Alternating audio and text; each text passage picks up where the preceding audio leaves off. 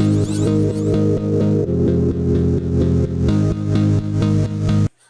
everyone, it's Meeko here again. Today I wanted to show you guys how I make my small resin charms. This one's going to be just kind of a small quick tutorial. The mold that I'm using is a flexible plastic mold, and I got this mold from a company on Facebook called Molded with Love, and I'll leave the link down below for that so you guys can check out her mold. She has quite a bit, and this is just a small one. I have a plastic straw. I use this for blowing out any bubbles that might be in the resin. I also have a color. This is tattoo ink. This is just some cheap tattoo ink that I bought off eBay, and I use this to color the resin. You can also use mica powders, like eyeshadows. I use those too as well, or glitters. You need a stirring stick to stir the resin with. And most people use popsicle sticks, but this is what I had, so this is what I'm using.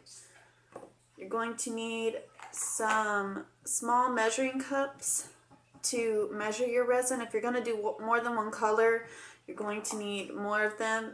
For this one, I'm just going to do one color though, so I'll just need one.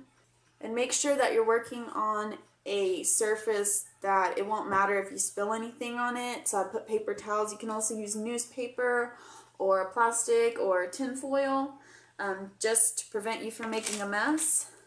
Also, when you're working with any kind of resin, you want to have gloves. Some people have allergic reactions to resin if it comes in contact with their skin, and it also depends on the kind of resin you're using. The one I'm using is Easy Cast Clear Casting Epoxy Resin, and this one I bought from Joann's, I believe. You can also buy them at like Hobby Lobby, things like that. This is a crafting resin, and it's low odor. You want to make sure you're in a well ventilated area. This one doesn't have very many fumes in it. It's very low odor, so I really like this one.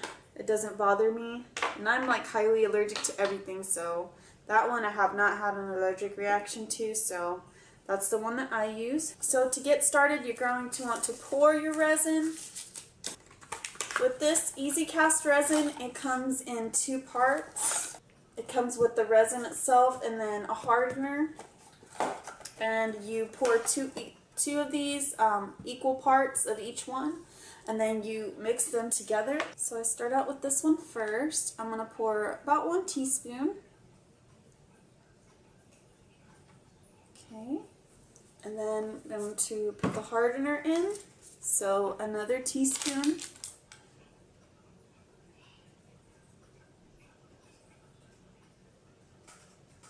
Then taking my stirring stick, I'm going to go ahead and start mixing this.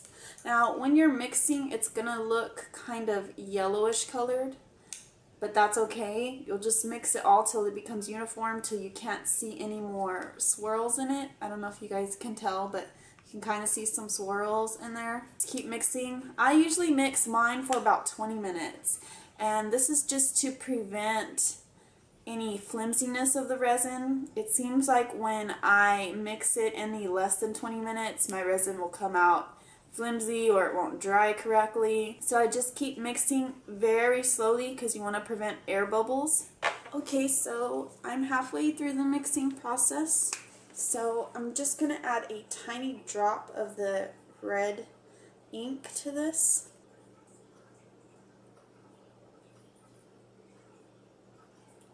Just one drop at a time, and I'm going to go ahead and continue mixing. You can add more drops if you want a darker color. Just try not to add too much because it does affect the drying time of the resin.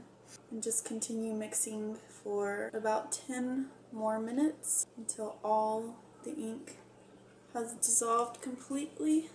So when I'm done mixing this, I'll come back and show you guys how I pour.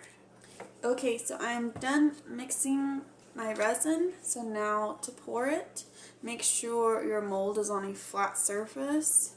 I usually just pour very slowly, making sure you get all the edges. And then taking my straw, I just gently blow the resin to make sure that there's no air bubbles trapped in there. They usually rise to the top.